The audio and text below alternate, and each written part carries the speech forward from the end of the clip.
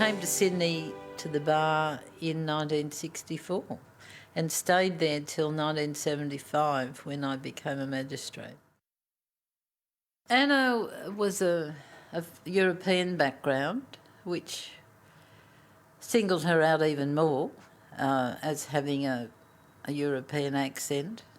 People in 142 were sort of not outcasts, but we were away from the main crowd in Wentworth and Selborne. My main memory of her is as being a quiet person who was dependable and conscientious. So what was it like in those early years? What was the culture of the New South Wales bar like? Well, I guess I'm a bit torn about that because the whole thing is, as I think about it, was really a sort of bittersweet experience in that there were some absolutely lovely men who were just wonderful and there were some who weren't. And then, of course, the problem was too that as a barrister you depended on getting work from solicitors. Now, you know, that was another difficulty, but a lot of men had problems getting work as well, so it's not as though...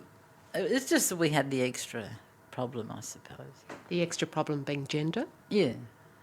But I didn't want to acknowledge that. And I have to admit, when they started the Women Lawyers Association, I refused to join and thought it was the wrong thing to do because, again, there was no Men Lawyers Association. And why should there be an association which excluded them and which was only women? I remember when they started, they moved the divorce courts down to 50 Phillip Street, which is now something else, I don't know. And when they were remodelling them, we had to go down in ordinary clothes and change there. And I saw it, and there was this robing room, one robing room and toilet. So I said to someone, "Oh, what am I supposed to do?" And they said, "Oh, well, you can go and change in the toilet." And I thought, well, this is not right, because at the time of robing, that's when you finally talk about settlements and all the rest of it, and I wasn't going to go in the toilet and change while all this was happening. So I thought, well, bugger that. I bought the brightest pink petticoat I could find and used to go down and strip down with the men, and at the beginning it was a bit strange, but after a while nobody really noticed, and I did my bit there as well.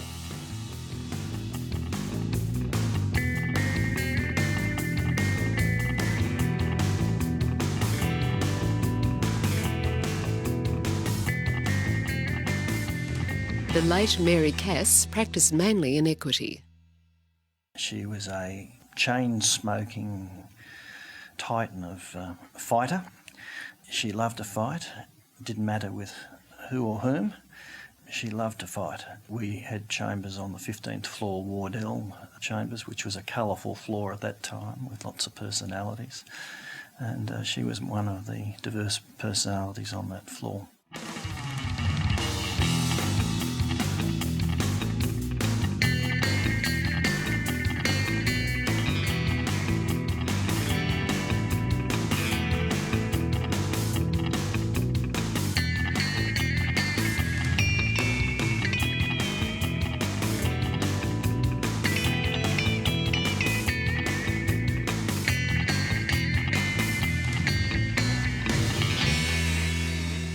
She always seemed to get tough cases, or cases with difficulties, people who were usually on the wrong end of things. Did she, by any chance, ever speak to you or to people you knew about how she felt it was like working as a woman at the bar? Never said a word, and never. I think Mary would have taken exception to being called Miss, Mrs. or anything else. She was one of the boys and wanted to be one of the lads, yeah.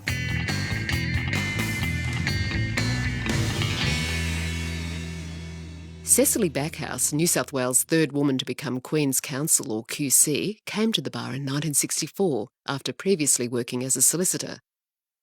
The final solicitor that I ended up with was Cedric Simons. He had a very wide practice. It wasn't just a family law practice. And then, but I did do, with him, I did do a lot of family law. There's no use saying otherwise.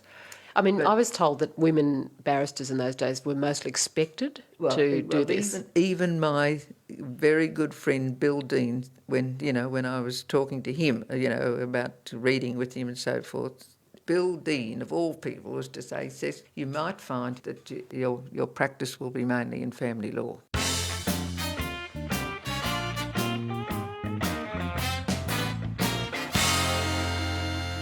Did you personally think it was a difficult or hostile atmosphere at the bar when you were there in those early years? Talk it hostile, but I mean, I think, going back to what I said before, I think I knew sort of say a lot of the senior barristers and I don't think I had ever had any feeling of hostility or against me or the other women.